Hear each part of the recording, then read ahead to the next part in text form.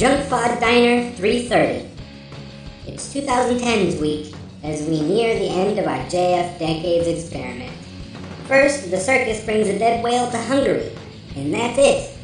And the Workmeister harmonies. Next, a young woman has trouble finding herself after high school in Ghost World. Finally, foxy ladies play beach volleyball and fight each other in DOA Dead or Alive.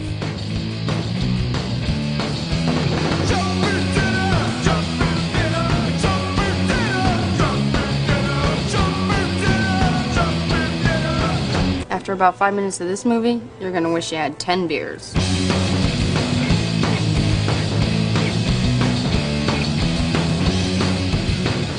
Welcome back to Schlitzie Food Dinner. The final movie this evening is called DOA. Schlitzie's. Okay, on come arrival. on. Drop the act. No, come on. I like the Schlitzie's thing. This movie is directed by Corey Yuen. Corey Sklar. Corey Sklar directed this movie. It's his first feature-length film. You may remember him as the director of The Transporter, or one of the best movies we've ever done on the show, probably, No Retreat, No Surrender. He actually did do some cool Hong Kong movies. Like, he did some early Stephen Chow stuff. I think All for the Winner. Yeah. One of his. He did a Jackie Chan movie called Dragons Forever, some Jet Li movies, a movie called... Did some Cynthia Rothrock movies, I think. Yeah, he's got this movie called Above the Law with Cynthia Rothrock. He's been around. He does like a lot of these kind of things, these action movies. This movie is based on the video game DOA, which is like a fighting game, like a PlayStation 2 Dreamcast era fighting game that is notable because it like turned into, or like a big part of the game was playing like beach volleyball with these lady characters in their bikinis, and they had really big boobs, and which is something that gets people heated now. I think there was like a controversy about this game a couple of months ago. Like, I forget exactly what it was. Like, the video game makers said that they were doing a new one, and like people protested it or something. I forget exactly what it was. I'm sure you can Google it, but that was a big part of this game. Maybe even a bigger part than the fighting is the bikinis and stuff. And you are a world ranked player of this game, right? Yeah, well, I'm ranked number 4. I could do a little better. No, I actually don't think I ever even played this game. I think it was on some system I never had, but I saw the movie when it came out.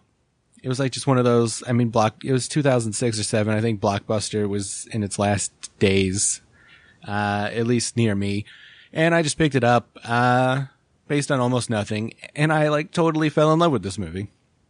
This movie is, it's based on a fighting game. So, you might imagine that there's no plot, and there really isn't. It's just that like these foxy ladies, one of them, is Jaime Pressly from My Name is Earl and a bunch of other things, who is great. Devon Aoki is one, some other ladies that I have no idea who they are.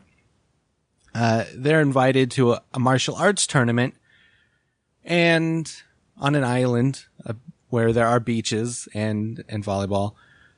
And that's about it. It's just a fighting tournament. People fight. Like, they kind of have these subplots. Like, one of the contestants, like, is trying to find her missing brother. She's a ninja princess, they say at one point. Another one's like wants to rob the organization for the prize money. Jaime Pressly is a professional wrestler who just wants to prove to the world that she's a good fighter, IRL. Her dad is in this. Her fictional dad, played by Kevin Nash, who is just playing Hulk Hogan. And yeah, I think he totally steals the show. And that's about it. Like, at some point, everybody has to fight ninjas. They're all fighting each other. There's not much to speak of in plot. But what this movie does have is 100% fun. Like, just the fights are wacky.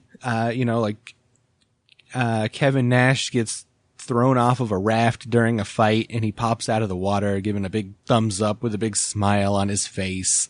And I think that scene kind of exemplifies this entire movie. Like, it's just a lot of good old-fashioned fun with a lot of genuinely good action scenes mixed with a lot of genuinely, ironically good, stupid crap. Like, there's a scene where these guys come to arrest one of the fighters, and, you know, she's like just wearing a towel because she got out of the shower before they arrived, and she has to beat them up to escape while getting dressed. So she's like, you know, kicking them and punching them and, like, you know, throwing her bra up in the air with one hand while punching them with the other hand, and then throwing her hands up to catch the bra with her boobs, and like all this like really stupid stuff. And this movie has a lot of that kind of stuff. Eric Roberts is in this. He plays like the mastermind of the tournament, and I think he's very funny in this unintentionally.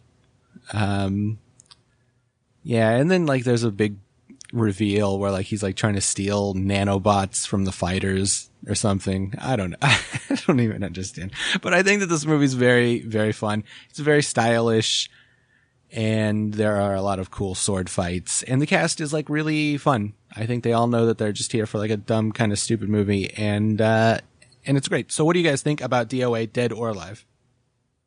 I had never seen this one. Also had not played the video games. And to be honest, I mean, I feel like I have seen very few, if any, good video game movies. So I wasn't exactly excited to see this this week, to be honest. Didn't really know too many of the actors in this other than like Eric Roberts, who, I mean, I don't hate Eric Roberts. I think he's a fun mess of a person to laugh at, and he's definitely fun in this movie, but not somebody that draws me into a film.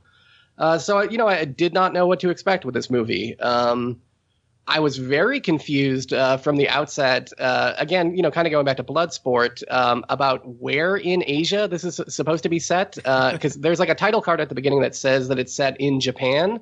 But like the first shot is this really horrible, like video game looking CG zoom shot over this ancient Chinese city. And it's very obviously like a Chinese city. If you're into like Chinese buildings at all, like they don't look like Japanese buildings. And I think that they filmed this in a combination of Thailand for like some of the outdoor scenes, like the beaches and stuff, and China. And it just doesn't feel like Japan to me. So that's always kind of a bummer when they get the Asian locations wrong in these type of movies. But there's aren't the opening scenes set in all different places when they're basically all these different ladies are getting their invitations? I think that's true, yeah, for some of them. But the tournament is supposed to take place in Japan, right? I believe so, yeah.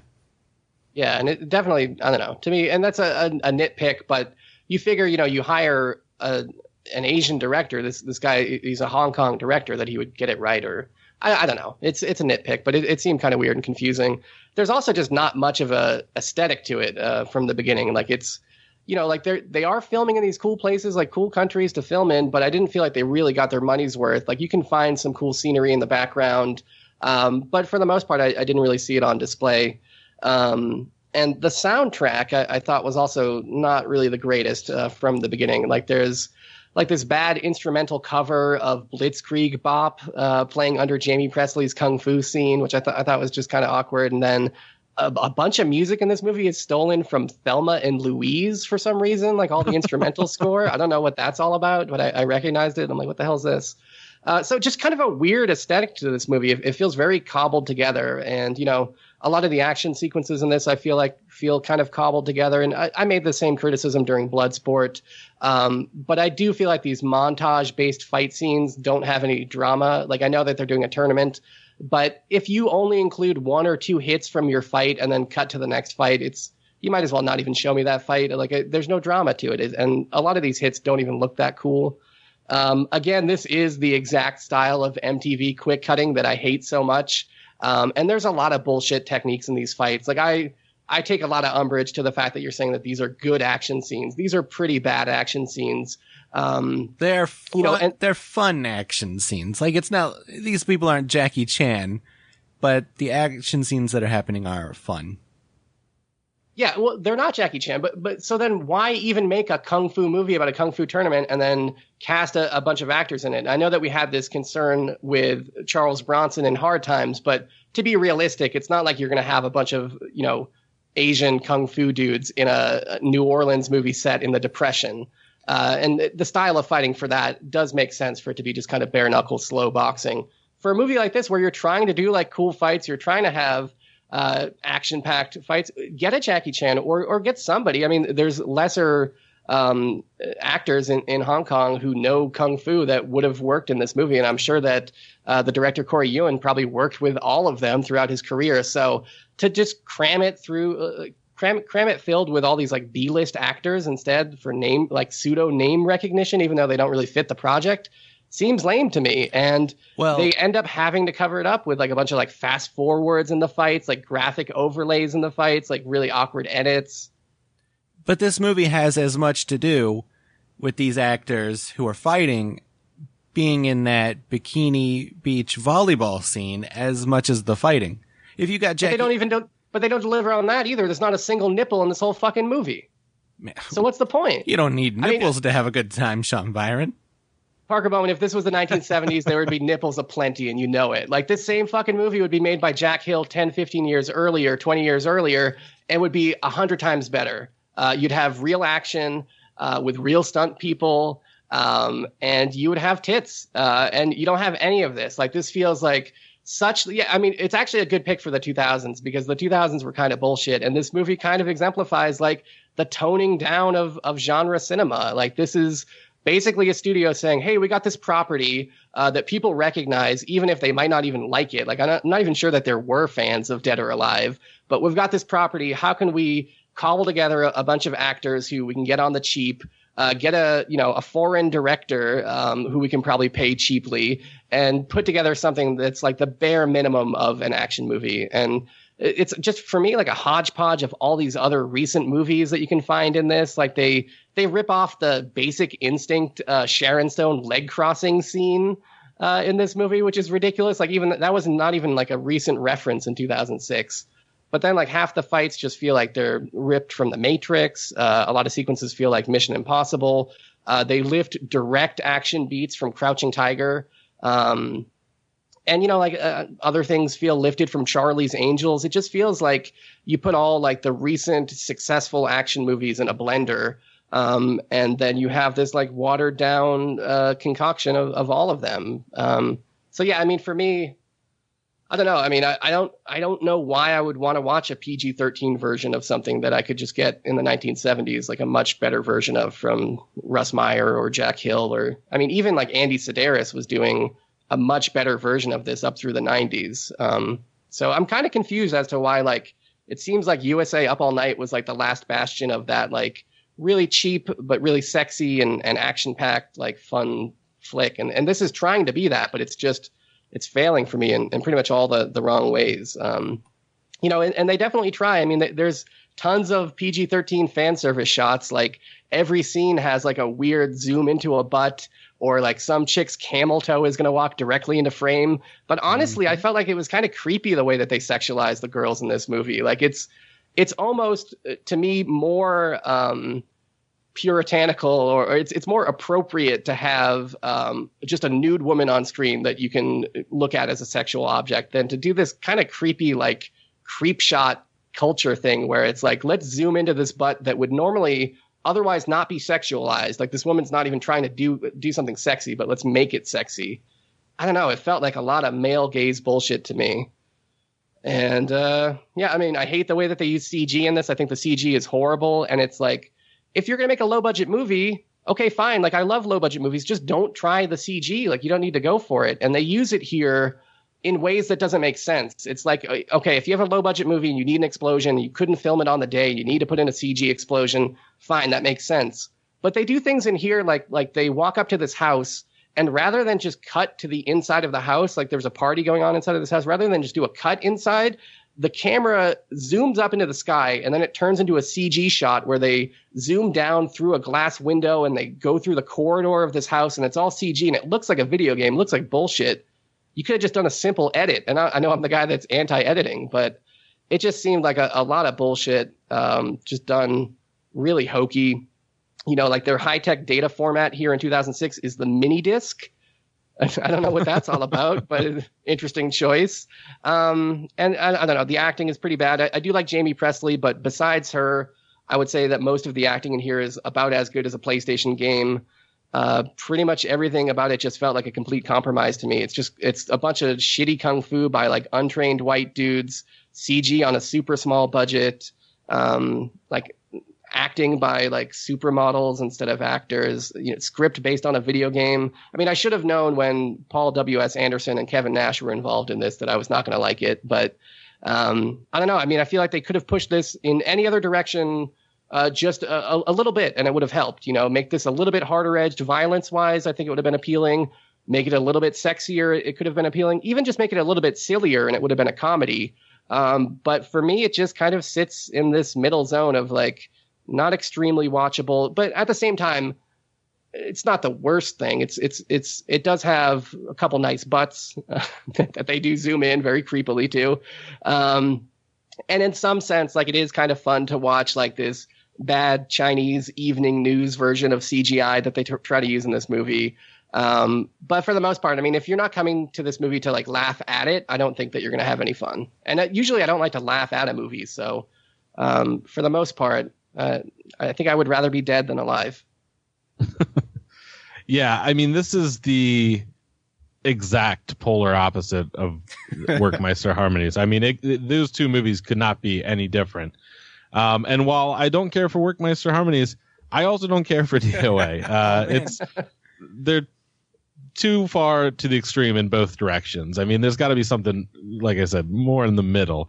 But this is way far to the other side of the spectrum, and so much so that it's pretty unenjoyable. Like, I'm going to echo pretty much everything Sean said. I mean, I think this is I don't know what kind of attempt this was supposed to be, because I never heard of this movie. Did this come out in theaters in the United States?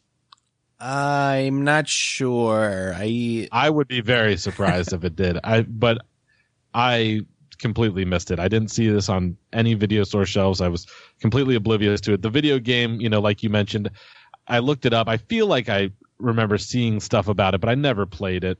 Maybe just like saw it in, Game Pro magazine or something one time. I do remember like the people talking about the beach volleyball scenes on the internet a little bit, but that's about the extent of it. And movies based on video games usually suck, especially movies based on fighting games. Although I will say the first Mortal Kombat movie, I have a kind of an affinity for. But other than that, I don't like the Street Fighter movie. I don't like the Tekken movie.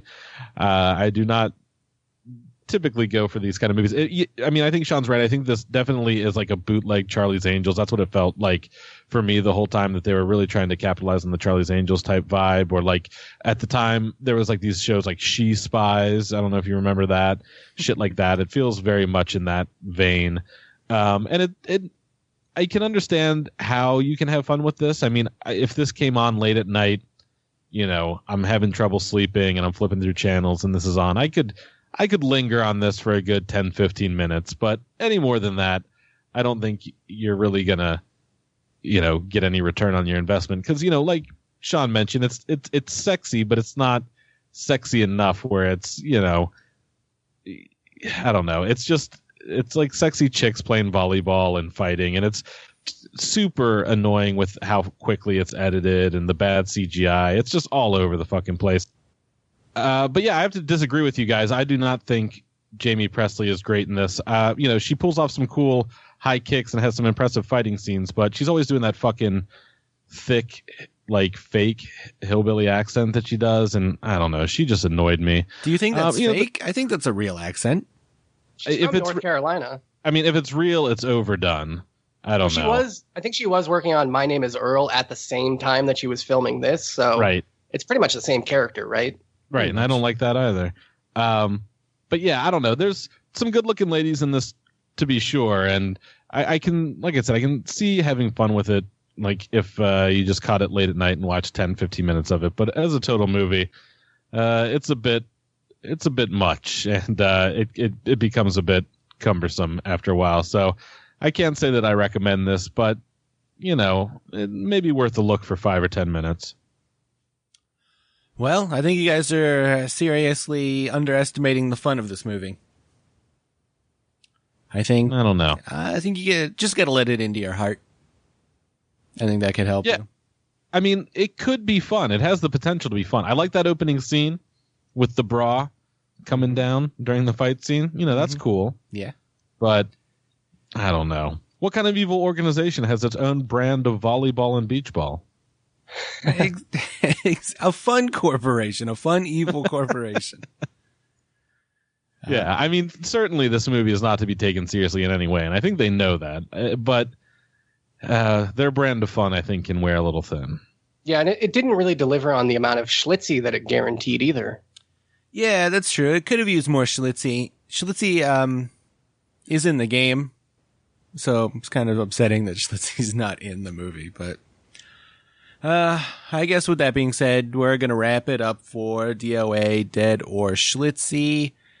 And when we come back, we will be fighting in a tournament.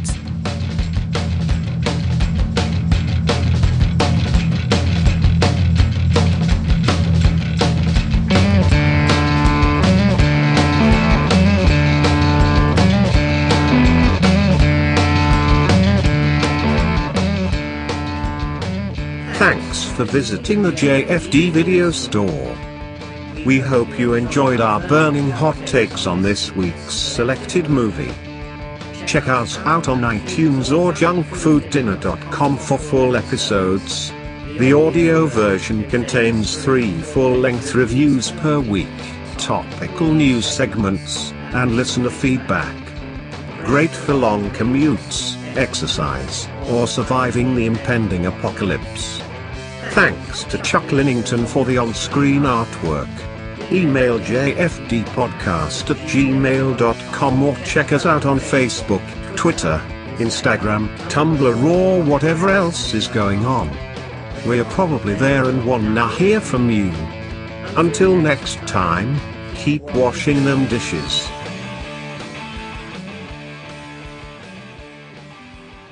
You hear that, Mike?